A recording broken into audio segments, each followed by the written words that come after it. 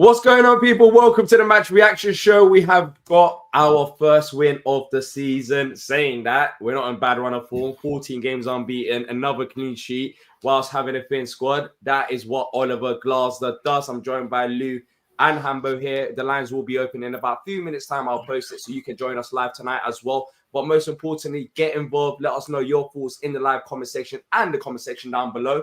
And let's see, how many likes can we get for that performance? We must be able to be over 200 likes, and subscribe if you're new to the channel. Gents, I'll be honest, after Thursday, you get worried about fatigue. Have we got enough legs, enough players because of how thin the squad is? I'll start off with you, Hambo. What performance? What a performance. And that's what to really expect from Oliver Glasner. This is a man that has managed the Europa League before and has won the Europa League, so he knows the balance between European football and league football. But still, the credit, like tactically, again, you know, we must hate him. Yeah, I mean, it's interesting, isn't it? I mean, look, first of all, can I just say, you really shouldn't be worrying about how many legs people have. It's 2 legs for football. Yeah, well, I mean, it depends. 2 each. Oh, to be fair, Ismail Sarr had 2 legs on him, but he couldn't use one of the legs. So that's what I meant. Yeah. That's what I meant. I think that might have been a shame over diving and pretending that he had a hamstring injury, but we don't know. I was hoping for that, but he actually had to go off. So, no, look, all jokes aside, it was an incredible display, really. Same as you, and I think that we did see obviously some elements of fatigue creeping in, obviously, because one of the things we know from years gone by where certain managers just played the same team every week, no matter what they had, you basically end up with people getting injured and running themselves into the ground. So like you, I had that concern, and you know, the start of the game, that just went straight away, didn't it? Like, I think the way Emery approaches things, I mean, he's very, very committed, isn't he, to how Villa play and how he wants them to play, and it just does not mix well with us, but he doesn't seem to want to change too much. But I don't want to take too much anything really away from how we set ourselves up today, because we really, you know, they responded second half, but first half we didn't let them in it, and we were utterly dominant away from home against what is a very good team. Obviously, they haven't scored this season, but it's still very early days, and so you haven't really got that excuse from their perspective. But they just played like a team that kind of didn't really know how to approach the game, and almost like they assumed we would be knackered from Thursday. You know, maybe they watched it and were well, as sleepy as we were after watching that midweek performance. So, but look, it was amazing display. So many things to talk about in terms of individuals and the team performance overall. But just to sort of sign off my opening part, which is, you know, Glasner's done it again in terms of pulling this team together. The team spirit, the organisation, never in question. And when you start looking at who went off the pitch during the course of the game, you know, and it didn't impact us. In fact, we looked just as strong at the end as we did at the start. So, yeah, really, really happy with that today. Yeah. Lou, for you, what was the difference today? I mean, there was, I believe, only one change. That was Will Hughes. For Lerma, Kamada still played in the number 10 role. I mean, on Thursday, you was there in Norway, and it was a very annoying performance to watch at times because we just couldn't really create any chances. But today, it was the opposite. What was it? Probably stylistically, Aston Villa play into our hands like they always do. And if you listen to Carl, Fredrikstad took all the most detailed analytics from Liverpool on how to play against us, and it was on a 4G pitch, so that was always going to be tough. Today was just, listen, it's probably, when we played them in the FA Cup semi-final, I'd probably say that's the best I've ever seen Palace play in a game. I think that might have beaten it today, in the sense of maybe the Villa team that we played in the semis was better. That team wasn't. Today just looked a bit weak. But we just battered them all over the pitch, technically, physically, mentally. It was just the most complete performance, away performance you'll ever see. Limited to trying to swing in corners and crosses and play. They ended up resorting to playing long balls against Maxence Lacroix, who's way faster than Watkins. So that didn't make any sense. They just didn't have a clue how to break us down. just quick shout out to the fans who went, because that is some serious dedication. I like to think of myself as a dedicated fan, but I met someone who's like a big fan of the channel, Damo. I was with him in the airport, and he was telling me he was gonna arrive Saturday morning at 7 a.m. after changing in Amsterdam, and then he was going straight to Birmingham to stay over to watch the game. And I think all those fans that went today, they deserve that performance. Yeah, they do. And a quick shout out to Pino as well, because wow, he looks unbelievable. We'll talk about him. There's a lot of shouts. If you want to give shout out to the whole team. I think everyone really played great and for different reasons. But today we saw Kamada once again playing the number 10 role, Hambo, and previously we've seen Deveni play there whilst Kamada was out, and then SA also come on. But today Kamada, wow, like I done a watch along. I was watching him. I was just like, both on the ball and off the ball, he was there. He was everywhere. He was literally everywhere, doing everything. What a transformation when you compare how he was this time last year to now, because this time last year he looked like he was a bit lost, like he was trying to figure out how to play in the Premier League. But now he's playing in the number 10 role, and he's doing both roles, defensively and going forward well. He won the penalty, of course, but I thought he had a great game. Yeah, he was sensational today. Like, that's when the talk of him signing for Palace came about. That's the player that everybody who knew him thought we were signing. And I just think it's a case of some players slot in and look perfect immediately, like Pino, and some people take a very, very long time to adjust to a team, and there's lots of reasons for that. I think not nailing down a specific spot in the team, in terms of whether he is playing a 10 or playing in centre mid, I think that probably didn't help him settle. But today we just saw everything that you want to see from a player in his position. As a 10, he was busy, he was sharp, he didn't get bullied off the ball, which has happened a lot in the past. His vision today was just superb. Often I'm critical of him just playing too quickly, playing the simple pass, not looking forward, kind of soon enough and taking the easy options. But there was none of that today. There was no hiding today. He moved possession about when he needed to, when it was the right moment, just to knock the ball back to whoever passed it to him, change the angle, make a move. But it was his movement off the ball today that I thought was top class. Like, I honestly, I couldn't be happier seeing that performance today. And I think there's a lot that'll overshadow it. We'll talk about Guehi's goal. We'll talk about Pino in more detail, I'm sure. But I think a lot will overshadow that performance today, but it shouldn't, because Daichi Kamada was, at least up there with Guehi in terms of the best players on the pitch. Yeah, absolutely brilliant today. I think Richards was up, Lacroix, Richards. I think the whole back line, in particular, I just think as a squad, and what Lou said, I don't think it was just a bunch of it was individuals playing. Well, individuals did play well, 100%. But I think as the whole team, the structure, you can just tell everyone knows what to do. And Villa struggled to create chances. They had to go long to try and get something over us, and it just didn't work out. It just didn't work out. And I'm just over the moon with that performance, both defensively and going forward. They did have that spell though in the second half, which I was a bit worried whether you could see a bit of fatigue the start of second half when they brought on Buendia and they were attacking us. But then Guehi comes in, Hambo, and we will talk about him later on. I don't want to talk about transfers right now, because tomorrow we're going to be doing the transfer deadline day show from 4 p.m. till the window shuts. So check that out. I'm pretty sure we're going to talk about it here as well. But what a finish. And as I thought against Fredrikstad, he was one of our most creative players in both legs, and he's a centre back. And today you saw his quality going forward.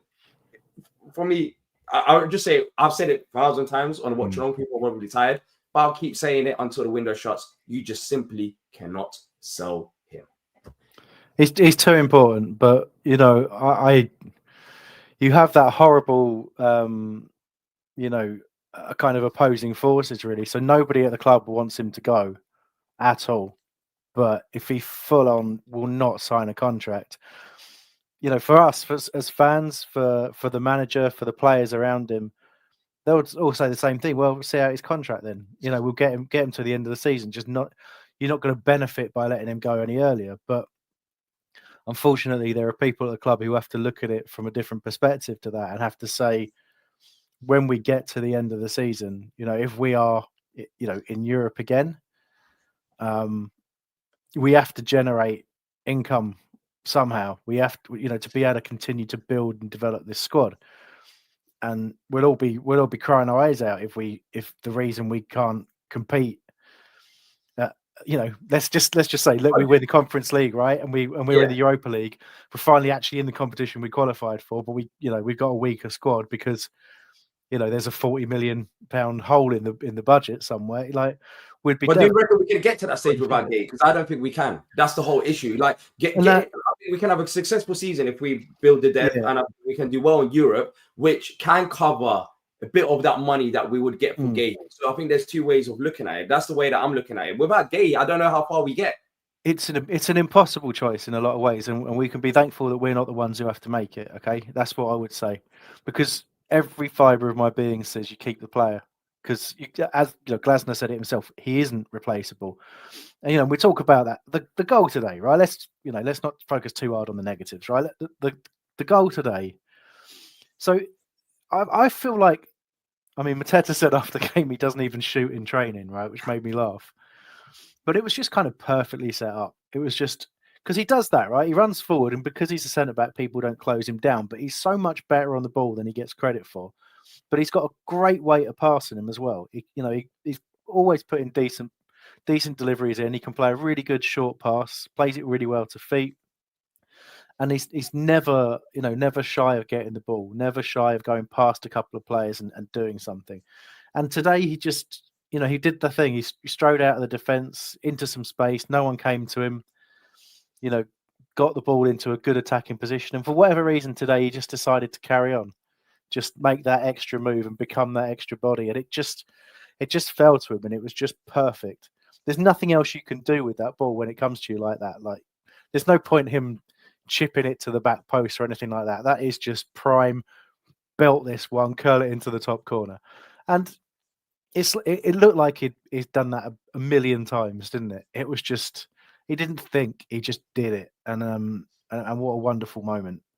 So I would hate that to be his goodbye, but it would almost be perfect if it was to some degree, right? That can't be his last one. I have people probably tired of hearing me say this, but it just can't be his last moment for us. I understand what you're saying. But if there's a season where you can't take that risk, we've got other assets. Are we going to keep Walton next season? Or like, what's the plans for that? But look, how much are we buying for? Around £20 million. Yeah, I understand we want to sell him on for a profit, but I think that £20 million is the FA Cup, Community Shield, playing in Europe has been worth it, and you saw it today with his performance. And I think there can be many more better days to come if we do strengthen the squad as well as keep Guehi. But I think if we lose that spine of the team, which the defense, by the way, has kept 2 clean sheets in the last 3 games whilst facing Chelsea and now Aston Villa away from home, then I think that could be even more troublesome. And you don't want to upset Glasner even further after what he said. So I think Steve Parish has kind of dug the hole himself, because he's the one that didn't accept the offer last year, which I was happy about. But after selling Eze, when he sold Eze and then Guehi's this late on in the window, I just don't think that's his ambition. But look, look, last year it doesn't take that bid because of Anderson. Fulham came in and paid, let's face it, over the odds for Anderson, right? It was a very good deal. It was superb. So and then you can't. He was right. Parish has gone on record as saying this. He couldn't sell both of them in the same window. That's just insanity, right? So he's in that position where Newcastle didn't come in with the offer that they came in without having some indication that the player would have gone if we accepted it, right? So he would have gone last year, as much as he's he plays hard on look, the fact he's even played in this game today tells you everything you need to know about him as a person, how much he respects this club, how much he respects his teammates, and what he thinks about football in general, right? So he's a fantastic player and a fantastic person and a worthy captain of Crystal Palace. But at the same time, I feel like Well, we've all accepted he's gone at the end of the season, right? Yeah, next season, yeah. Yeah. So, from his perspective, like from our perspective, it could be it would be amazing to keep him for the season, right? And it would put us to, as you're absolutely right in saying, we'd be in a much better position to, challenge for trophies, to get high up the league. Marc Guehi as captain all season would be fantastic. I mean, look, if he doesn't go in this window, we'd have another window to get through, and then you're talking probably about even less money. And do we take the money then? Like, how are we doing? Are we halfway up the league? It's a horrible thing to be thinking about. So It's a part of me replacement just as well. It's a replacement. It's not just about selling him. Like Yeah. that could make the whole defense collapse. We're already low in numbers. Like you just have to be. Yeah. Glazer thinks that we can't replace him this late on in the window, and I'm taking his word. I have to take his word for it. If he thinks it's too late for Guehi to be replaced this late in the window. But I mean, I would say Glasner knows what's going on, right? 100% knows everything that's going on. Yeah, and that's the kind of thing you want your manager to say if you're at the table with a team who's trying to push you, because you've come out and said you got to sell the player for financial reasons. So then you got a team like Liverpool are going to go, okay, cool. Last day of the window, we're only going to pay this. They've been doing it with, Isaac, haven't they? Yeah, 100%. So if your manager then comes out and says, well, we can't replace him, so we're not letting him go, gives you a little bit of bargaining as well. Gives you a little bit of push. Yeah. Someone else said that as well. I can't remember who said that, but someone else did mention that as well. I don't know if it's Patrick or Lou when we done a Palace News episode. But then when you see some of the names that we've been linked with as well, unless we've got something in our locker that we haven't revealed yet, it makes it believable. Disasi is being mentioned. Saluso as a loan. Like these are names that are not moves. I haven't heard of any name so far towards the end of the window where it's like, okay, that's a Guehi replacement. I haven't. Unless we're keeping it under wraps. But that's what makes it more believable about the fact that there isn't any names out there that we can get on the final day. And it is the final day. It's a very, very risky business. With Eze, I felt like we shouldn't have gone ahead with the deal until literally it was Pino in this case, until he was ready to sign and was confirmed both deals, which it happened a bit later on. Guehi, we don't have that privilege. It has to happen on the same day, and we simply cannot risk unless there's someone there of quality that is ready to step up, because that would be, and even then, Hambo, you have to bring in a player with minimal training, as Glazer mentioned, how because of the Thursday games, we're going to have like 1 week of training in the next few months of full training because of the amount of games that we have. So it's just asking an awful lot from the manager, and I just don't want to upset him any further. I just don't want to. No, you're right. You're absolutely right. It's as I said, it's a horrible place to be, and as fans, all we kind of really can do is just sort of sit and wait and hope. I'm not putting any position across that I think we should sell, but I'm glad I'm not the one who has to make that call, because I can definitely see the pressure from the club's perspective in both angles, but there's no doubt about it. If the window shuts with Marc Guehi still Palace player, Palace captain, on pitch performances, everything, it's just gonna be so much easier, so much better. That we will. I mean, I've got every confidence we'll cope if he does go. But it's all, as you say, it's already a thin squad, right? And today to smash Villa 3-0 today, to play like we did today, having already thought that the players ran into the ground on Thursday, like again, it blows my mind, that performance today. It was so good. So I think we can be confident, and we as I say, think about players who went off today. Sarr came off the pitch, Wharton came off the pitch. Lost both of our central midfielders, Wharton and Hughes, both went off the pitch. We didn't fall apart. In fact, we ended up playing better by the end, didn't we? And we took them apart. This squad is so well drilled by the coaching staff. And you see Glasner on the side of the pitch when there's like 4 minutes to go and we're 3-0 up. How he's coaching, how he's pushing, how he's talking to the players. It was nice to see Speroni standing next to him as well, doing the same thing. I think he was translating for Pino. Yeah, probably, for Pino, yeah. So like it was just that level of drive is why we are where we are. So we've got to we've got to be confident. If Mark goes, right? We've got to believe that organisation and that drive and that professionalism that we're being coached under, best manager any of us have ever seen. Let's face it. We're in uncharted territory. We're a really good team. We are 14 games unbeaten. Yeah. I have no idea what to do with that. At this level, I've got no idea what to do with that. It's ridiculous. Unbelievable. Yeah, there's over 300 people watching live, and I know a lot of you watch on replay as well. So if you haven't already done so, please hit the like button and subscribe. We're going to bring on the guest in about a minute's time. I think there's a report that's just come out in the last few minutes talking about Guehi. We'll quickly mention this as well. According to Sam C, who is a freelance football journalist, I think he's mainly Man United stuff. He's got over 172K on Twitter, but he's saying what basically Guehi said, not Guehi, what Glazer said. His report is suggesting that Glazer says it's not possible to replace Guehi with 1 day left. He has told Steve Parish that he wants to keep Marc and he has to stay for the direction of Crystal Palace. So it seems like Glazer's, of course, had a conversation with Parish. Let's bring on Bollocks first. Bollocks, your name is not suitable for today's performance unless you're a Villa fan. But what do you make of it? I'm dumbfounded. Like Ambo said, you always feel like it takes such a change in our psychology because I still don't feel like we're champions. I still don't feel like we've won a trophy. I still find it hard to believe that we will hold on, that we can keep a clean sheet and do all those things that you just thought we're going to shoot ourselves in the foot at some point. But our mentalities, each players and the group together, is just amazing. We held out, and as Hambo said, we looked knackered. They came at us for the start of the second half, and Buendia made a difference.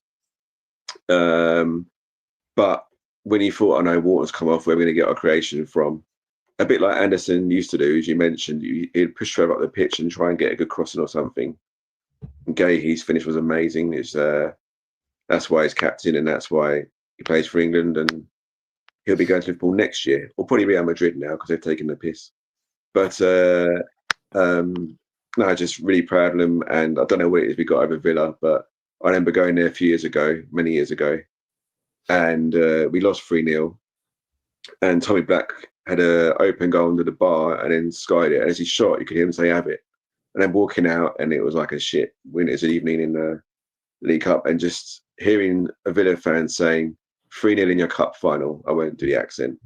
And it's funny how every time we played them since, it feels like we've stuffed them in the important games, and very convincingly. Today we saw, we'll talk about the injuries after, but Pino, he made his debut and he looked exciting. Like you can see glimpses of him. There'll be a video dropping on Wednesday where I spoke to Villarreal Fan TV, and he gave high praises as well. But wow, what a player from the limited amount of minutes. My highlight was when he went past 3-4 Villa players. I was like, what on earth is going on here? Yeah, and he teed up Lerma. That was incredible. I mean, a decent way to make an impact in a tricky game. And he might be better than Eze. Wouldn't that be amazing? But I won't judge him just yet, but we'll see. And I think it's just, you got to just admire their togetherness. And I was watching that Arsenal game before, and the amount of times that they're nagging at the ref, they're feigning injury, they're diving, all these sorts of things. And it just also dawned on me that we have such a good mentality in that regard, that we don't get involved in those games and those petty things or any sort of childish kicking out, anything like this. If they want to get physical, we return it. If they try any other tactics and games, we just seem to focus on playing the football. And I find myself saying that a lot. And we make managers lose their heads and lose concentration. And whether it was in that cup run, especially Pep or Silva, and Emre, he isn't a shit manager. He's won the European Cup, the Europa League many times. He just can't find a way to pass us or even go toe-to-toe with us at the moment. It's incredible. 14 games unbeaten with a thin squad. I mean, the job Oliver Glasner's doing as well. It's incredible. It's incredible. 14 games is not anything light. No, that's bonkers. And with such minimal depth too, to be very, very admired. And I don't know, we haven't really shown too many signs of, it's not like we've been lucky in those games. Yeah. And a couple of good saves and things. But generally speaking, we've matched the opponents all been better than them, and the results show that. Yeah. Tomorrow, deadline day, we've got one in Pino. Canvot, I think, could be coming in tomorrow. His medical should have been complete today. But for you, we spoke about Guehi, but how many more plays? What do you reckon? What do we need to do tomorrow for it to be a successful window? That's a very good question. No, I think Munoz seems to be getting, even Munoz is getting a bit tired and getting these knocks that remind you that I know that the club have got a lot of faith in Kapora, but I'd like to see a bit more experience there. Knowing that they'd be second fiddle like Sosa is to Mitchell, but putting someone in there would be good. I don't know how bad Morton's injury is. I don't know if it's the same one that kept him out for ages, but they might have to assess that pretty quickly. A bit of depth up front because Mateta looks pooped. So I don't think it's as desperate as we feel it is. And if Mark stays, which we hope he does, then just one or two bits for depth. We don't need any real starters. We'll see. We have a lot of versatile players, which is handy. Yeah, we do. But look, great having you on, Chris. And hopefully we get the job done tomorrow and we can look ahead. Of course, there's the 2 injuries, but hopefully they're not serious as well. But thank you for coming on. Thank you. Cheers, lads. Cheers. Take care. Right. That was Chris having to say. If you do want to call into the show, click on the pinned comment to join us live. There's a few people waiting behind the scenes. Sorry, Hamber, what was you going to say? I said thanks, Chris. Oh, okay. I mean, I got other things to say if you want, but should we bring on the guests that have been waiting for a while? Yeah, why not? Yeah. Let's bring on Henry next. Henry? Yes. 3-0 win. How are we? Against Villa. Not a lot of people expected it after Thursday's performance, but what was the difference today? I think we looked a lot more comfortable in terms of I think the reason that it was a lot better performance than Fredrikstad was just we're used to playing Villa a lot more. Because when you think about it, logistically speaking, we've played on the Thursday. Villa haven't had any European games yet. So, realistically, we should be the ones that are more tired. But if anything, it seemed like the opposite. It seemed like we were the fresher of the two teams on the pitch. We just seemed to have a lot more confidence in what we were doing. Like what people have been saying. We're just really well drilled. The team knows exactly what it's doing in terms of who to find and when to find them.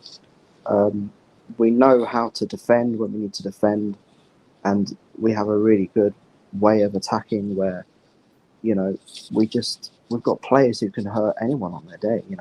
Sa, Mateta, I would say Ebbs, but he's gone. But Jeremy Pino, I just think we were outstanding today. I think it's a real credit to the team that we managed to go away to Villa after a tricky, negotiating a tricky European tie against a team that made it very difficult for us with sitting back and it was everything to them, just like it was to us. So I just couldn't be proud. I couldn't be happier. I think it's a really exciting time to be a Palace fan. The only caveat to that is obviously with all the transfer talk regarding the squad and how thin the squad is, which I completely I've had the same frustrations, trust me, when I've been looking at the bench and thinking, who do we bring on? It's really strange and concerning that keeps happening. But hopefully with tomorrow we'll at least get that deal to get the centre back in. I can't remember his name. Good sick combat or something. I'm just really, really buzzing with that. The way that the team is right now, and I think if we can keep most of our players fit, and fingers crossed, Guehi stays, which I've been saying for a long time. But I don't want to sound repetitive and repeat your words, but I've literally been saying we cannot afford to lose Mark. We cannot. He's too when you look at the option of losing him, there's a year left on his contract. I know that that financially speaking, you might say, "Oh, well, where do you get the money from next year?" We can sell someone else, or we can benefit from the money coming in from hopefully a long, what we hope is going to be a long Conference League run. I just think when you look at both sides, we have to do all that we can to try and win that Conference League. Because we've had a good start in the league, but you never know what's going to happen in the league. We could struggle, right, in terms of not do too badly, but we could struggle to in terms of getting a European place in the league. You never know, that could injuries happen, refereeing decisions, all that sort of thing. Things could conspire against us, and I really feel as if we're going to be one of those stronger teams in the Conference League, especially if we keep Marc. And his performance today just illustrated what type of player he is. Not just as a player, but as a person. His full commitment, just like Ebbs, and that goal was. I don't think I've ever seen a better goal from a Palace centre back than that. Have you? I can't think of one. Yeah. Just quickly, breaking news: Oliver Glasser just said that the club are working on 3 signings. That's coming from Bobby Manzi. So 3 more signings we're working on it. Let's see if we can get the job done, which is interesting, actually. The 3B Conor Gallagher. Well, one of them is going to be the centre back, JD. So who's the other 2? That's where. What's his name? Is it Uche? And then so Uche Gallagher. I don't know. Yeah, that could be those. Yeah. So obviously, what was the other rumours? You got Reece Nelson, I suppose, as one, isn't it? Which seems yeah. Well, 3 more signings, maybe. So hopefully, maybe more. We'll see about that. But look, Henry, great having you on. Hopefully, we catch up with you again after the international break. Yeah. Cheers. Take care. Cheers, Henry. That was Henry having to say. Let's move on to the next guest. Wait, Tim. Because I need to go soon. Okay, cool. So, who's going now? Yeah, do you want some final pearls of wisdom from me? Yeah, go on. Well, tomorrow you'll be doing the Deadline Day show. I will. We'll be doing the last hour of the Deadline show tomorrow, which again, so we'll be celebrating those 3 signings, which will all definitely happen.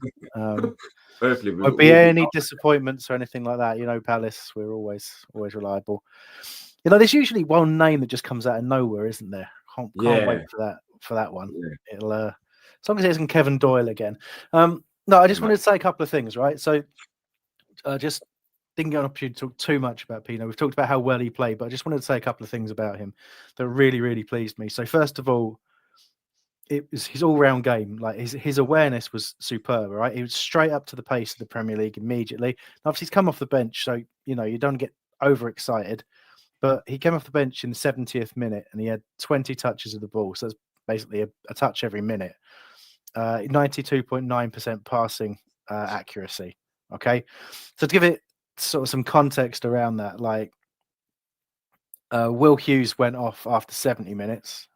Had 34 touches of the ball, right? So, similar passing accuracy and all that kind of stuff. But it just shows you how involved he got immediately, right? So he's got more than half of that in a fraction of the time on the pitch. So we could all see it with our eyes. He got really, really involved.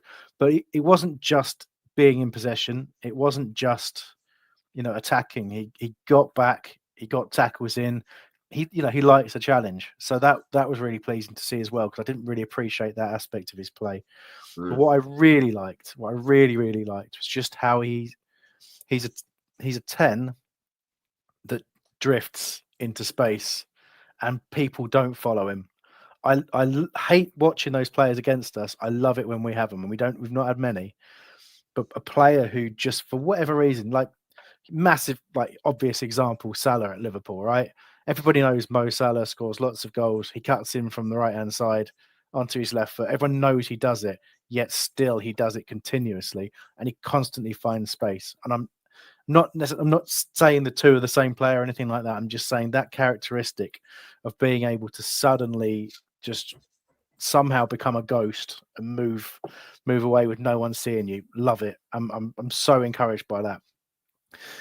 Last thing I want to say as well, like in terms of team performance, again, that defensive unit was absolutely sensational, but got to give Dino a shout for some critical saves. Yeah.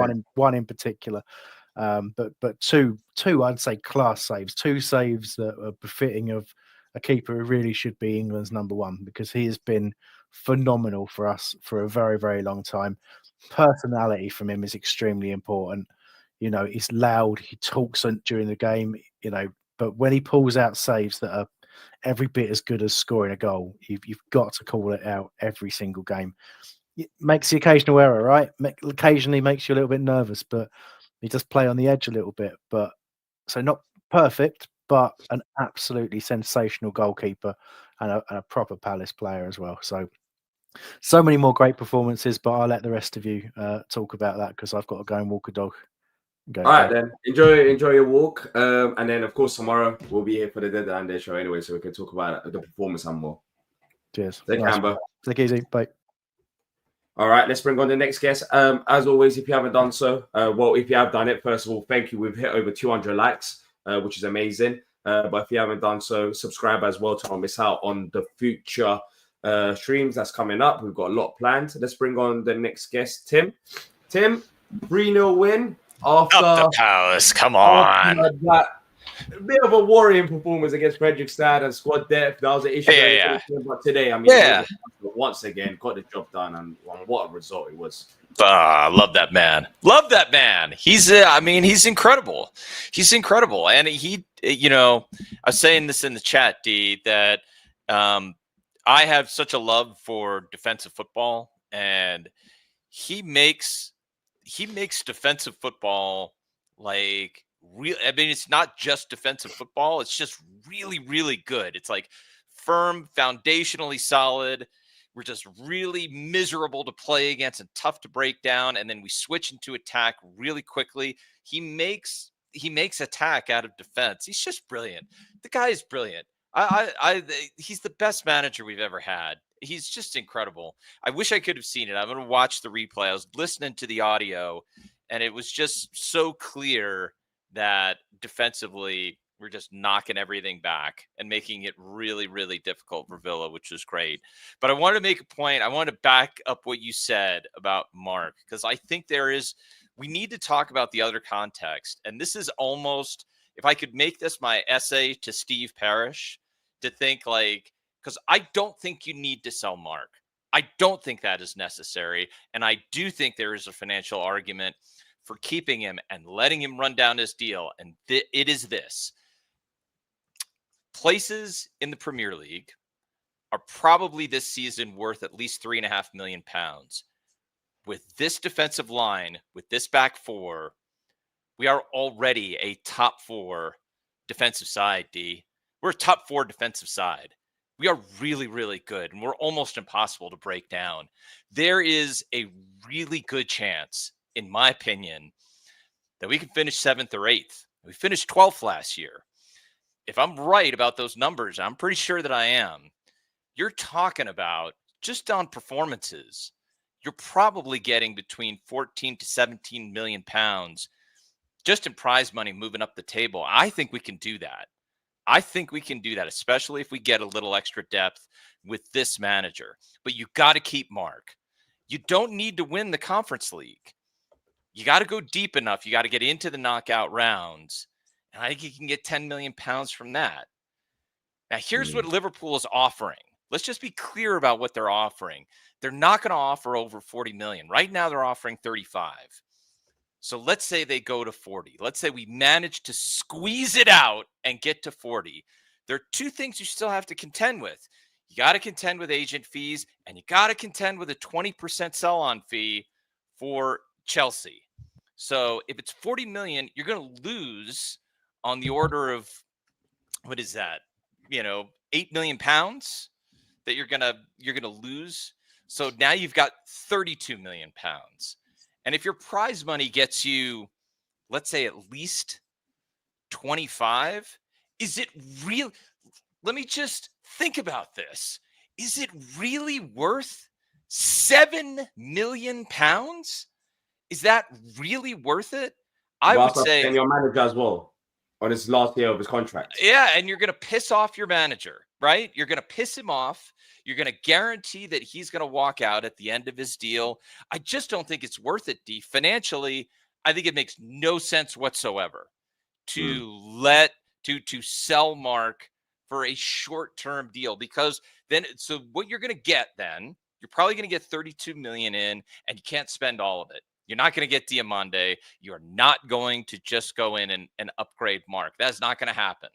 So you're going to save some of that money, and you're going to spend in January. And maybe, we've had good upgrades in January, D. It's not like we wouldn't. And it's not like it would be a disaster. I'm not saying it would be. I'm just saying it is not cut and dry. There is an argument, and it's a really good argument. It's not normal. This is not a normal season. We're in the Europa Conference League, and we have a genuine chance to kick on in a table that looks vulnerable. Big teams look vulnerable, D. We're going to be in it. We're going to be in it. Yeah. So I think it's so worth it to think about keeping Marc as an investment. And I think it would be a very smart investment. He just makes the entire team so much better. And then let the man have his, if he doesn't want to sign a new deal, I don't care. Let him go wherever he wants. He's still going to be a Palace legend. And you know that if he stays, he's going to do like what he did today. He's going to give absolutely everything. This team is just so much better with him in it. And he's the guy that we never single out because his performances are so consistently good, D, that he never just stands out. He's just freaking awesome every game. Yeah, he is. Of course, there's going to be a lot of news coming in, and even in this reaction show, I'm going to have to cover everything that's been said by Oliver Glasgow, because we've got like less than 24 hours left. So the latest coming from Bobby Manzi on Oliver Glasgow on Guehi, which of course there was an earlier report about his conversation with Steve Parish, and Steve Parish that we cannot sell him. In a press conference, I believe Oliver Glasgow has said that there is no deal that exists between Liverpool and Crystal Palace for Marc Guehi. Good. He insists that Guehi cannot be sold, acknowledging differing opinions with Steve Parish, but understanding the club's stance. So currently, according to Oliver Glasgow, there is no deal in place between Palace and Liverpool for Guehi. Tim, can you stay on, or do you have to go? No, I can stick on if you want me to. Okay, cool. Let's bring on the because Animal's been waiting for a while. Let's bring on Animal. The Animal. Well, bring on the Animal. Animal. It's been a while. It's been a while. 3-0 win. You only here when we're winning, guys. You're only here when we're winning. Well, man. I'm only here when we're winning. You're just in the comments. What a great result, eh? Yeah, 3-0. 3-0. I mean, a lot of people didn't expect that, despite our recent history against Aston Villa due to how we played on Thursday. But what was your thoughts on the game? My thoughts on the game, this is quite consistent, no matter what game we're in. We're incredibly well-disciplined positionally all the time, whether it's off or on the ball. We're absolutely fantastic. If you sort of zoom out your eyesight a little bit and just watch the patterns of the players moving around, it's all very regimented, in the centre of midfield and into the defence, on and off the ball. I think we're brilliant. Today was a professional performance, and to be quite honest with you, business as usual really against Aston Villa right now, right? Yeah, it is. And in terms of the performances by individuals, I thought Guehi today was fantastic. We spoke a lot about him as well. Let's talk about some other players. Daichi, we mentioned him at the start of the show, but what a performance from him. He's been amazing in the last 6 months or so for us. He featured in the FA Cup final. He's the one that started in that team, and just coming back from an injury and the turnover that he's had from the start of his Palace career to now is just incredible, because both on and off the ball today, I thought he was up there as my man of the match contender. You got to feel vindicated on that one, Animal.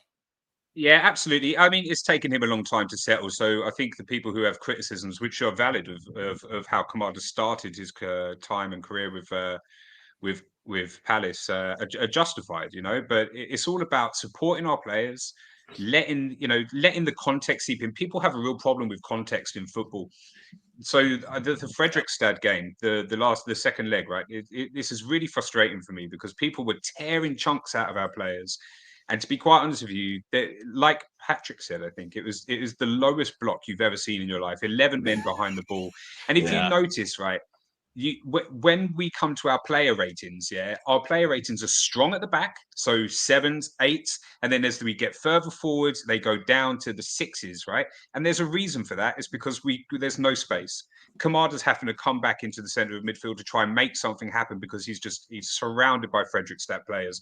So people need to really see the context, the amount of games that we're playing, the type of pitch that we're playing on. All of this is contributing to how we have to set up and how we have to think about the way we're going to play Fredrikstad, because we're playing so many games, right? We need to maintain our energy levels, for example, right? Which means we can't draw Fredrikstad in to then counter on the break, because that takes up energy, right? So we have to do it in a different way. We have to play slowly, coming up towards the goal and trying to find these little pockets.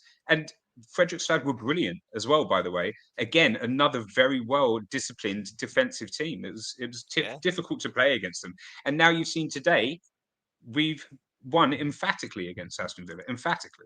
Yeah, 2 clean sheets out of the last 3 games whilst facing Chelsea and Aston Villa. Unfortunately, we didn't keep one against Forest, but a key man to that is Marc Guehi. I know we said we weren't talking about him, but when you talk about the defense, you have to talk about him. And what a goal it was from him. But what a player, what a player. I couldn't listen to what he said post-match, but apparently he said very, very nice words about Palace and what Palace means to him, which I'm eager to listen to after the stream. But all around, there's so much noise about him, despite all the noise, despite his qualities as a player. I mean, he could easily cause a fuss and say, I want to leave. He always, he's a proper captain's material. He performed today, despite all the newspaper talk about Liverpool nearly agreeing a deal for him.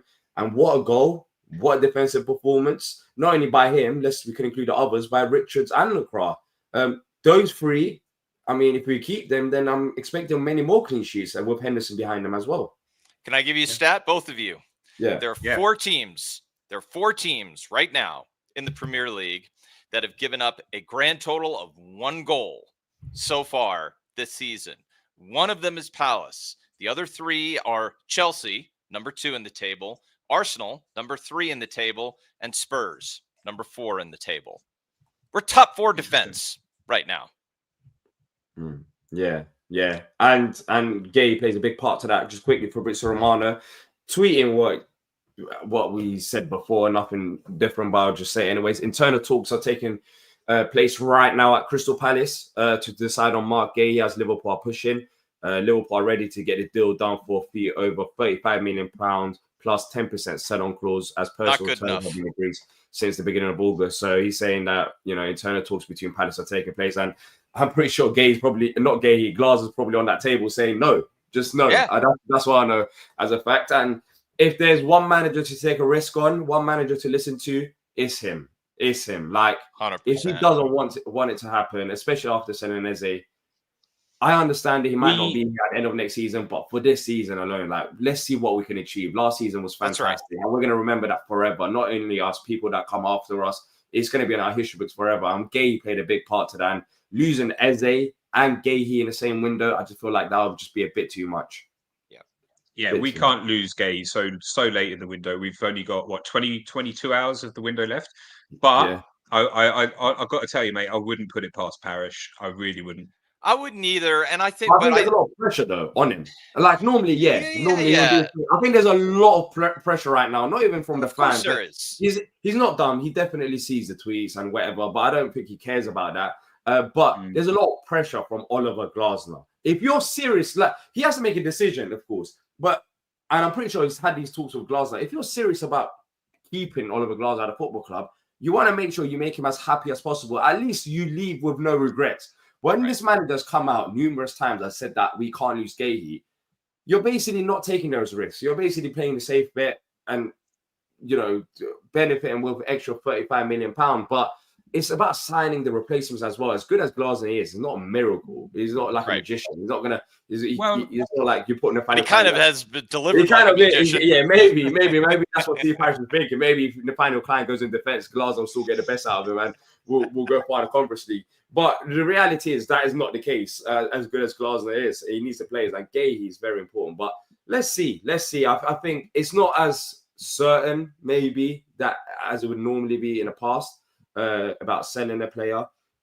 Because I think if it was, then we wouldn't be having talks like this and with less than 24 hours left in the window. But hopefully we'll make the right decision and hopefully we actually try and go for it this season. But Animal, in terms of tomorrow, how many more do we need for you to? Yeah, what's ideal for you? Order? What's ideal? This is a question I was going to ask you guys, because if Cambo was the only other signing before the end of the window, I don't see how that's quite good enough. I think we still need another attacker. I feel like Munoz is on the edge of an injury sometimes. He scares the hell out of me, and I don't think Kapora is going to be ready to play backup. So a versatile right back into centre back. I was talking about Tommy Yasu with some guys the other day, and despite his injury record, he can play both positions.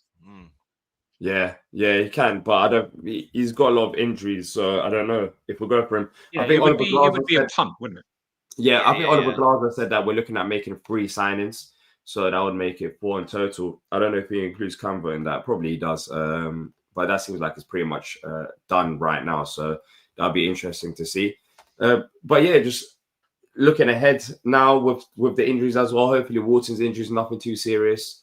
We else got injured. Who else went down injured? Saar had cramp. Oh yeah, Saar. Yeah, Wharton and Saar. But you can see, look, when these players are playing, the amount of minutes they are, especially Thursday to Sundays, etc. This is going to happen, and that's why it's very important for us to get the business done tomorrow. It is very important for us to get on and push on. But look, Animal, great having you on. Hopefully, we catch up with you again. Good to see you, man. It still matters, even if you get a draw or loss, you can still come on there. It's not all about the win.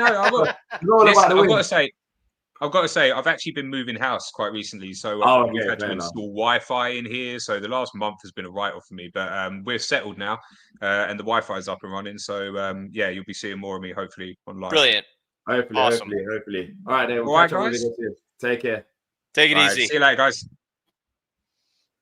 Up the Palace, he said that, and I can't. He did say it. I'm gonna finish it. Yeah, exactly. I didn't expect he did say it. I didn't expect him to say that. And I can't remember a bit too early. But yeah, up the Palace. Let's bring on the next guest, Nosa. Hey, Nosa. 3-0 win against Villa. Great result. Of course, there's still a lot of drama going on right now with news dropping as we're doing the stream about signings, etc. But let's start off with the performance today. What a performance by the boys, especially playing on Thursday, traveling to Norway, and then coming back and going to Birmingham to play Aston Villa and getting 3-0 result. Yeah, it was a good performance overall. I'm very impressed with, the way the players sustained the organization and the fitness levels, given the amount of games they played in the past couple of weeks. That's 5 or 6 games, right? So It was an amazing performance. I'm happy with how everyone played, even with the injuries like Wharton and Saar. It's a bit disappointing, but with the load of games, those are bound to happen, isn't it? So I'm just happy that we got the 3 points. I knew I was going to get a result at Villa. I probably thought it was a draw, just scrape like a 1-0 or 2-0 or 2-1 or something. But over, I'm happy, very impressed with everyone, especially Pino. Pino played well. Yeah, what'd you think about him, man? He looked good, huh? I've always knew about him. I think if you just casually watch football, you always know about these type of young ballers. And I think he done all right, especially that little run where he went past Mings. He done a little cutback. He put in Lerma. That showcases a quality player. That showcases the technical ability he has to just beat players. So, as Palace fans, we thrive off just players, just going past defenders and stuff like the likes of Balassi, Zaha, Eze, Elise, and he's the new collective of that. So I'm excited just to see him just making a mockery out of defenders. Yeah, and of course he only played a limited amount of minutes, so in those minutes he looked very exciting. Today we also saw, I spoke about Kamada. I thought he was good, but one of those players that might need a bit of help is JP. Of course, he scored a penalty, but as the game went on, he became less and less more effective. And This is what it comes down to. We're seeing injuries. We're seeing some performances drop as well. And I think with no strikers literally at a football club, I feel for JP because he's just been playing a lot of games and it seems like it's already catching up to him. So this international break is coming at a good time. Yeah. I mean, with JP, like, Nketiah was his. I won't even say Nketiah was his replacement. They was meant to go toe to toe for like for the striker position, but JP just showcased his quality throughout last season. And Nketiah, towards the end of last season, he done all right. But the injury, I heard reports he's expected to come back early October. Yeah. So Nketiah, you mean? Yeah, Nketiah. Yeah. I don't know if I'm wrong, but I just saw it vividly on Twitter. Yeah, no, that sounds right. Yep. So, like, and with JP, like I said, the last game he was burning out. Did you see that when he tried to score against Fredrikstad at the halfway line? God have mercy. He was blowing. He was blowing. Struggling. He missed that 1-on-1 as well. And we can't have Sarr play striker when this guy just needs to get some rest time because Sarr's blown as well. Sarr was blowing against Fredrikstad like after half time. We can't do that. I just don't think it's sustainable. But we haven't been in talks with any like strikers or nines or like at all. It's mainly just 10s, a couple like midfielders and defenders. So, is this guy the UH? Am I pronouncing that right? He's a midfielder. But, he is a midfielder. Okay. I think he'll be a number 10 cover. Yeah. Okay. I followed his story a little bit. Even before Palace were linked with him, he came straight from the I believe the Nigerian league to Getafe. And because apparently like Getafe are like they're Stoke City, the equivalent of Stoke City in La Liga. He's a centre mid that plays up top. Yeah, he's a centre mid that plays up top. So he's the equivalent to like Stoke. Got it. Like, they park the bus, they're dirty and everything. So he's quite a versatile player. So and I saw him play. It was like an international cup, Nigeria versus Jamaica, and he played alright. So he's a decent player. He did. Just looking ahead then, it's only right to talk about it today because tomorrow it all ends. What do we need to do tomorrow for you to be happy? Yeah, how many players? Everyone knows. We need to keep Guehi, man. We need to keep Guehi. Totally agree. My heart, I'm gonna delete Twitter tomorrow because my heart can't do it. My heart can't do it. My heart can't do it. If you delete Twitter tomorrow, just a quick plug. Of course, we'll be here from 4 p.m. So we'll get all the latest news. If I see David Ornstein or Fabrizio saying, "Here we go," I'm stunned. I'm not gonna forgive Paris for a long time if Guehi goes, man. He is the rock of the team. Like everyone knows. When you just watch the matches and you just see the interviews and just the media clips from training, you see the way Guehi just literally stabilizes the team and he's the heart of the team. I mean, I think Guehi's a bigger loss than Eze if he goes. 100%. Could not agree with that more. Say that again because that is so seriously. Nosa, I think that is spot on because the foundations of this team are the back four, and Marc is the most important part of that back four. I couldn't agree with that more. Yeah, what you said about the top four defenses, all my friends, obviously they support like the bigger clubs, the Arsenals, Chelsea's, and they always say that defensive unit we have is what really stabilized the attack to go and just showcase the talent and everything. But if we lose Guehi, it's going to be much more detrimental than Eze, man, because Eze is a top player, but I still think he is replaceable to some degree with like if you get multiple players, like 1 or 2 players.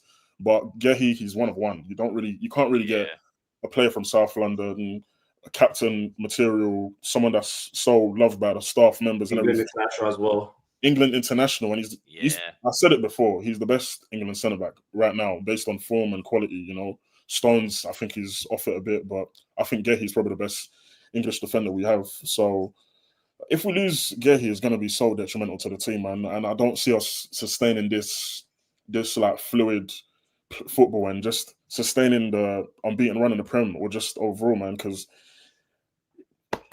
I can't talk no more. Let's see. Look, 14 games unbeaten. We're going in the right direction. But for me, I just feel like tomorrow is the last piece of the puzzle. Like we either do it or we don't. I think if we do the right business, then we can have a great season with this manager.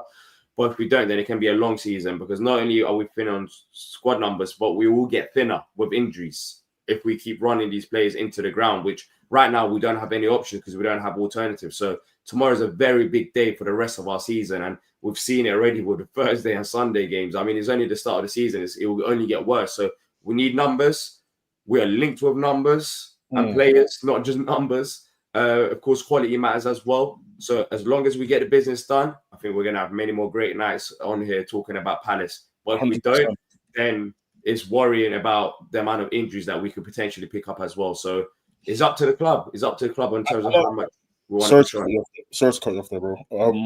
One thing I want to say is that if Guehi leaves, me personally, I don't know what your stance is.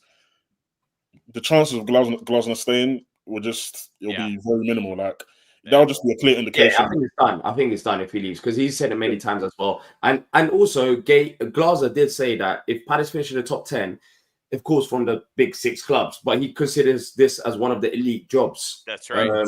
So he said that, and there's a very good chance that we can finish in the top 10 if we do sign the right players and keep Marc Guehi. So you know, it's up to the football club. It's up to the football club what they want to do.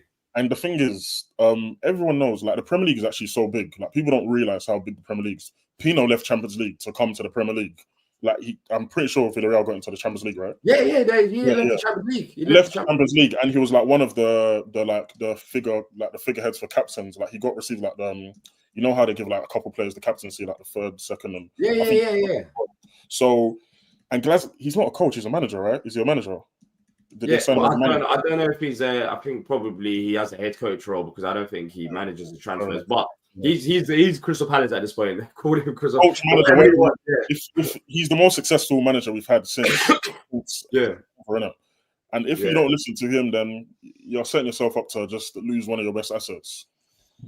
Yeah, let's see what happens. Well, look, Nosa, great talking to you, bro. Good call, man. Hopefully we get the job done as well, and we'll push on the season. Have a nice evening, guys. Yeah, you too. Take care. Yeah, you too. That was Nosa having to say. If you haven't already done so, hit the like button and subscribe if you're new to the channel. As I've said many times, tomorrow we will be live from 4 p.m. UK time for the transfer deadline day show. If you do want to call in, click on the pinned comment as well. Let's bring on Patrick. Next, Patrick. Big win. Hey, guys. How's everything going? Patrick, come on.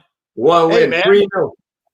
How about that damn win? I didn't see that coming. I thought we were going to get roasted 3-0 because of the endurance, all the games we played. So let me send out a couple direct. I've been drinking. Just a heads up, everybody. I've been drinking and smoking. It's Labor Day weekend. Happy Labor Day weekend, Tim. D, if you don't know about it, just start smoking and all that. Enjoy your holidays. Enjoy your holidays. Now, so I'm at a bar in Baltimore, Maryland called the Emerald Tavern. They all old people bar sometimes, tennis. I asked them to put Palace on, and they's like, wait a minute, Patrick, aren't they usually on Peacock? Like, I got the password in this bar, but it's on USA. So we watched it, and they would. Look, I'm shocked at that result. But I will say this. If Palace gets a lead on anyone, they won't lose. If they score first, they won't lose a game this year. I don't care if it's against Liverpool, City, any of them. They won't. The defense is too good. So that sends me to my first message. Steve Parrish, you know I don't like you. If you sell Guehi now and you bring your team next year to Philadelphia, you're not going to leave without a longer nose than you have. So I'm not threatening the owner. I'm just telling him I'm going to stretch his nose out. That's the first message. The second message to Mr. Guehi, if you don't want to re-sign with Palace, that's fine. Leave as a free agent because that happens in the NFL all the time. But don't sell yourself short at Liverpool where they come up second best against a certain Spanish team from Madrid. Go to Real Madrid because the center back from Bournemouth last year, Houston needs a partner. So no, Florentino Perez, write your checkbook, get him in as a free agent. We're good. Now, for that was a terrific result. And excuse me, I apologize everybody that I might offend, but hey, that was a hell of a result. 3-0 at Villa. I guess Unai Emery's looking for his next team because we shut them down. I mean, they didn't get nothing. A couple shots they got. Hendo, who should be England's number one, by the way. And it's not even close. Pickford survives by a system because Moyes plays 12 in the back. No, I mean, that's a fucking, I'm sorry, guys. That's a fucking terrific result. We will not lose a game if we score first this year. Now, to the ownership. I'm too positive right now and too messed up to look, get 3 players in and we'll be fine. Guehi's not going anywhere. You guys watch the game. He scores that crazy goal. You think he's going anywhere? He's not going anywhere. He might not re-sign, but he's not going anywhere. There's no way. Glasner will drop click, much like I make a joke a few years back, but Allardyce threw Parrish through like a lawn dart to get any money out of him. No, Glasner, what do you think Glasner's going to do? No, he's not going anywhere, guys. Guehi's been a straight-up professional. He's going to go somewhere next year. He's not going to re-sign with Palace. But you know what? Let's enjoy the ride every game. Think about the results we've got. Chelsea, all that loaded talent, 0 goals. Nottingham Forest has like 97 guys on their bench that can come in. Nothing. And what, 3 days rest, the old baseball pitcher thing, 3 days rest, and we shut them. And they weren't even close. They had all this possession, did nothing. And just imagine if the passes were a little better, we would have blinded them 5-0. Mateta had a couple rough touches. I mean, guys, this is a great result. I have nothing negative to say. Nothing. I mean, other than me threatening the owner in Philadelphia next year, but I apologize for that. But guys, I mean, that's an MF and terrific result. I mean, yeah. And then we're off 2 weeks. I think we'll get. Oh, by the way, real quick, Pino, couple of fouls. I like that because if he gets past him, he does the Will Hughes drop kicks and kneecap. And then did you see the run he had, like 1-on-4 on that break late in the game? I mean, that guy is incredible. The way he went past a few players there, early signs, very impressive, exciting. And what was impressive about that even more, he was getting fouled by those guys. I can't believe. I know Villarreal needed the money to compete for the Champions League because they're in it this year, but I'm shocked they just gave him up like that. I mean, Palace must have quadrupled his money or whatever to get a guy like that. That guy's good. Apparently we really upped his wages significantly, but that was a steal, man.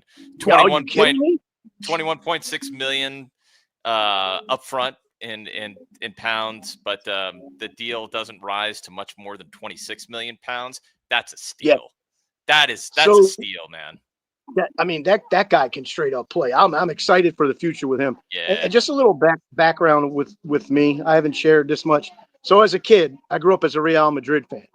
I became a Palace fan 12 years ago, maybe 10. I went through a breakup, and I'm at a bar, and I'm messed up. I'm watching the FA Cup final, United and Palace. And I'm sitting there looking, oh, Hennessy's a goaltender. Oh, Crystal Palace. Who wouldn't want to drink Hennessy living in a Crystal Palace? And from that point on, I've been a fan. There's no way, Wayne. There's no way. I think you might be the only fan. I think you might be the only Crystal Palace fan out there who became a Crystal Palace fan because of Wayne Hennessy. I don't think anyone in the world has become a Crystal Palace fan because of Wayne Hennessy. Hennessy was hot garbage, but he was solid enough for us to survive all these years. Look, everybody should just enjoy what we have now. Yeah, for sure. Because we have Glasner, who I think wants to resign, but a manager like that's not going to resign when you have owners who Patrick probably should just take out somewhere in Philadelphia since they're stateside and bury him in Tim's backyard. I'm being sarcastic, everybody. I'm not literally threatening anybody. And I mean, like all we need. Look, I'm no fan of the Jets owner, but if this guy just comes in and spends some money, like Palace would be a top 8 team if they had depth. And we're not saying we might not be, but guys, if we score first against anyone in the Premier League, we are not losing. And this is the year to move up the table. City's a little shaken. Liverpool, really, wow, you scored a goal off a post. Congratulations. 1-0. Like all these teams that were ahead of us last year that had career years, your Brentfords, your Fulhams, your Bournemouths, we're better than them. Made me laugh. People quit because of Hennessy. Yeah. Hey guys, look. And you did the opposite. You became a fan. Hey, look, I was messed up when I became a fan of Wayne Hennessy. But you know what? Hey, whatever. The point is we're here now. And look, if you just give him 3 MFing players, we'll be fine. We'll win the conference. Yeah. I'm always ready to sacrifice a couple spots in the Premier League to win that tournament. I don't think we need to. No. Patrick.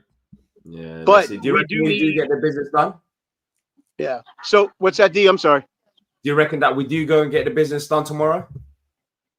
Yeah, I think we'll get the business done tomorrow. I think we need another center back that gives us 5, another midfielder, and another 10, and we'll be good. Yeah. There you go. Let's see what happens. Look, well, Patrick, I want you to enjoy yourself. It's great talking to you. Oh, well. Enjoy yourself. Make sure to go easy on the drinks and everything else as well. Hey guys, seriously, to anybody else who I might have offended along the way, oh well. Happy Labor Day, everybody. Up the Palace. Let's just enjoy Up this the win. Palace. Let's Up go. the Palace and rock and roll. Take care. That's Patrick having to say. There's Lou. Luke, what's going on? I couldn't even introduce you. You're gonna get some, bro. Just chill out. I was gonna introduce you. I was gonna bring you on. Just like you're gonna get some. What's it called? What do you make of the game? You seem like you changed your whole outfit and where you was at. I'm not even arguing with you. I know you're trying to rage bait me again, like you do. I'm not trying to rage bait you. I'm just saying you look a bit more fresh.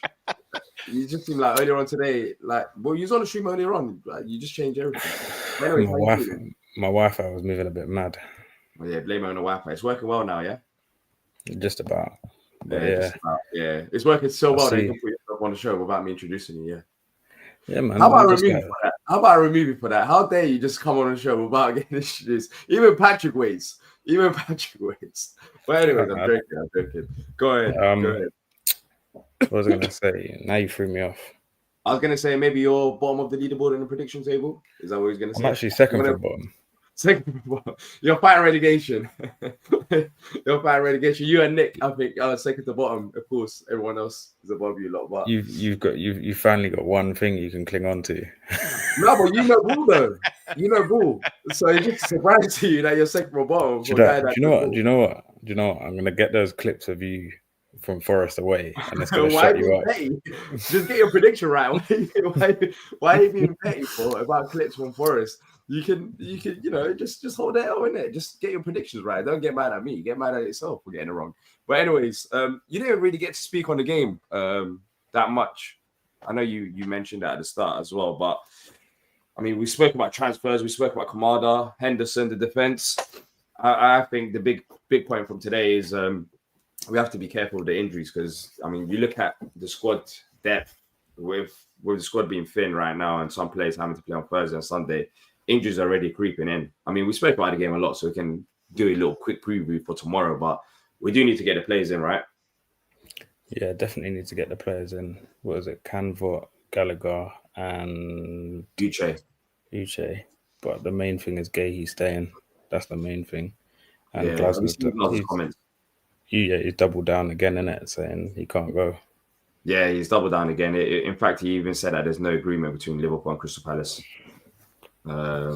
right now. So yeah, and he acknowledged that there might be different opinions between him and Steve Parish. But I mean, I just want this guy to be happy, this manager to be happy, as happy as possible. So coming into the season, even if he doesn't sign a new deal and him and Guehi do walk out, let's hope we have a successful season. I can say at least we tried. At least we didn't bottle it with the Guehi stuff. You know, I just right now there's so much potential with this team. There is, and this defense, by the way. Guehi, of course, plays a big part to that, but we can have many more clean sheets. Like Chelsea's not easy side to face against. They've scored 5 against West Ham. I know Villa haven't scored all season, so it's a bit different. But in the Premier League, keeping 2 out of 3 games, keeping clean sheets, is not an easy job. Not a lot of teams can do that. No, not at all.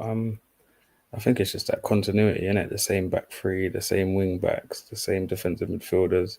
Everyone knows what they're doing. I think with the injuries, it's probably the best time to get the injuries with a 2-week break. And Sarr doesn't travel all the way to Senegal and Walton doesn't go into England. So it could be a silver lining, hopefully. Yeah. It's just as long as there's nothing big in terms of long-term injuries, then we should be fine because it's the perfect time for injuries right now because of the international break. But are you confident about tomorrow? And Tim, you can jump in as well. What are we saying? I mean, it's still uncertain, right? We still don't know what's going to happen. But do you think the pressure from Glasner to Steve Parish, do you think he just doesn't go ahead with the Guehi deal? It's not just that. Of course, we have to bring in players. But for me, it's just, I think we'll bring in players. It's just a Guehi thing, which is just uncertain now. We just need to somehow figure out and get a confirmation that he's either staying or leaving. But do you reckon we do end up keeping him? Go on, Tim. I think so. I mean, for me, I think the ship has sailed. I think Glasner has, now that he has doubled down, it would be more damaging, I think, to sell him. I think it would just be incredibly damaging to the morale of the team. I think fans expect him to stay. I just don't see it. I think Steve Parrish can come in for criticism on things, but he's not an idiot. He is very, very smart. And I know he knows how to read the room. And I know he knows that this opportunity is rare. I do not think he's going to be willing to pull a deal for Guehi. Now, I qualify that, D. If the Konate injury is serious, which I don't think it is, but if it is, and Liverpool pulls an Arsenal and says, you know what? You're right. Your original valuation of £50 million was fair. Here you go. Then all bets are off. If it is 50 million, but that's not going to happen. But then doesn't the replacement even matter, even if it's 50 or 60 million pounds? Because 50 million pounds. It does. It does. I'm not saying it doesn't, but if they come in for that kind of money, then it's a lot more understandable. But I still think it would take something drastic like that to even consider it at this point. It makes no sense. Parrish not an idiot. I know he has his detractors, but he's pretty freaking smart. And let me tell you something. That Jeremy Pino deal, just take stock. Before you start slating Parrish, think about that deal, what you saw today, and what everybody else in the league is saying. How the hell did Crystal Palace pull that one off? I mean, he's got his detractors for good reasons, but he ain't a dummy. So no, Mark is staying. I think I just don't see it. By the way, Adam Wharton could miss England camp with groin injury picked up against Aston Villa. So it seemed like a groin injury for Adam Wharton. Hopefully nothing too long. How long is that normally? It's a bit like hamstring injuries. So a grade 1 would be 2 to 4 weeks. Grade 2, 4 to 8. Then the grade 3, which would probably be a tear, would be a 8 to 12. Well, I don't know how it works, but it didn't seem. Well, he was hurt, but I don't know. He was walking around the pitch at the end. Yeah, can he walk with a grade 3? Can he walk like that, like he did? And I don't know if it was his groin. He said it was his adductor, so they'll have to see on the scans. Okay, let's see. Thank you for the super chat from Sergeant Bash saying, can we get glass from Mr. Marinakis today? Yeah, I mean, that's incredible. Losing 3-0 to West Ham, you should get relegated just for that. That's just crazy. By the way, there was a report an hour ago saying Celtic and Rangers have made loan offers today for Crystal Palace winger Jason Raksaki. I don't know if you've seen this, Lou or Tim, but take a guess. There's a team from abroad that have interest also for Raksaki. Can you take a guess who it is? Oh boy! But if you know already, Lou, so don't say it. Tim, take it. I'm gonna What guess. team? It's a team that you know. I mean, I'm gonna guess it's the French league, and I'm gonna guess it's Lyon. Yeah, unless you've seen it. Yeah, it is Lyon. Apparently, Lyon. I hadn't seen that. Is that really true? Yeah. So Leicester have also made a bid. Interest from abroad in the play includes Lyon as well. What? That's All right. That's a bit interesting if he ends up going to Lyon. I'll be real, yeah. I know if we get Uche, Gallagher, and Canva, and Guehi stays, we might make Champions League. That's a reckless prediction. That's a crazy statement, you know. That's a crazy statement. That's serious. Do you think? So let me ask both of you then. Do you think? What are the odds of? I want Gallagher badly, but I rate the odds as less than 20%. What do you rate the odds of Gallagher coming in? They've signed, so I don't know if this actually helps. I don't know if there's links to this. Nico Gonzalez from Juventus. I'm just trying to find the link again. Oh, yeah. So the flight Madrid signed Nico Gonzalez? So the flight tomorrow morning for him to go to Atletico Madrid. So I don't know if that helps. And what happened is Juventus are signing a Lille winger, Zergov. Okay, so it's like a domino effect of transfers. So that should free him up then. That makes it more okay. So that makes it more likely that if we're willing to make the bid for him. I think the deal's a bit more complicated due to the fact that it has to be a permanent. Well, they want it to be a permanent signing. I just don't know if they're going to pay 35 to 40 million for him in this window. Because if we're signing Uche, Campbell, well, I'll tell you what. I mean, if they're willing to take 20 million up front, just on this, just on the value of the Ebbs deal before any add-ons, the upfront for Canvo is 16. The upfront for Pino is 21.5. So that's 37.5. You've got 22. If you could go 20 and offer 20 up front, and that gets Gallagher through the door, knowing that that's not the full what about deal. Uche though? Is Uche That's the alone? problem. Can we get him on a loan? No, they're saying around 20 million euros he'll cost. Yeah, That's gonna be tough, but that's what I'm thinking as well. Edward out. yeah, Look, if £4 million. Edward We're goes just out, grateful for. You know when you go in your pockets of your old like clothes and you're like, Yeah, oh wait, yeah. I found a fiver. That's what it is with Edward. Like we're not. I don't think that's gonna make a difference if Edward was gonna get sold. Like £4 million. I don't think that's gonna bring Gallagher. Raksaki on loan, maybe you cover like 20k his wages as well. Just every bit of penny counts. But yeah, I thought it's just unless they find their magic money, some put money into the football club. I don't know how it works, but yeah, if we got Gallagher as well, especially with Wharton's injury, that just that would be an incredible way to end the window. Get Gallagher, Uche, Campbell, because he said 3 signings anyways though. That's what I'm interested in. Glazer did say 3 signings. Those would be 3 incredible signings. I mean, if that's right, that would be incredible. Unless we go for a loan on like Reece Nelson or something, which I don't think we would do. Did you lot cover Gassan today? No, we didn't. But he was arse. He was very bad. He got subbed up at half time. Like I did. Yeah, what happened? I didn't get to see the game. So Lou, what happened? Like, was he just out of sync? Or what was it? Welcome to Chris Richards Penitentiary. Yeah, he was. Yeah, nice. He was cooked. Like he got subbed up at half time. Stinker and hooked. Yeah, it was really bad. But when we're talking about domino effects, reports are coming from Italy. Di Marzio, who's got like nearly 2 million followers, is Sky Sports journalist. He's saying that AC Milan are confident they can close the deal for Joe Gomez tomorrow. Confidence has increased in the last few hours. That's interesting because that doesn't seem right. Yeah, because the only way that Liverpool get rid of Joe Gomez, especially with the Konate injury, is if they bring in Marc Guehi, no? Yeah, exactly. Yeah, that doesn't seem right. So yeah, I don't know what's going on in that aspect. Hopefully, there's no bad domino effects for us. But yeah, any other things? Any other last words to say before we wrap up? Because tomorrow we've got a long stream as well. Yeah, just it's going to be a tough. How long we got?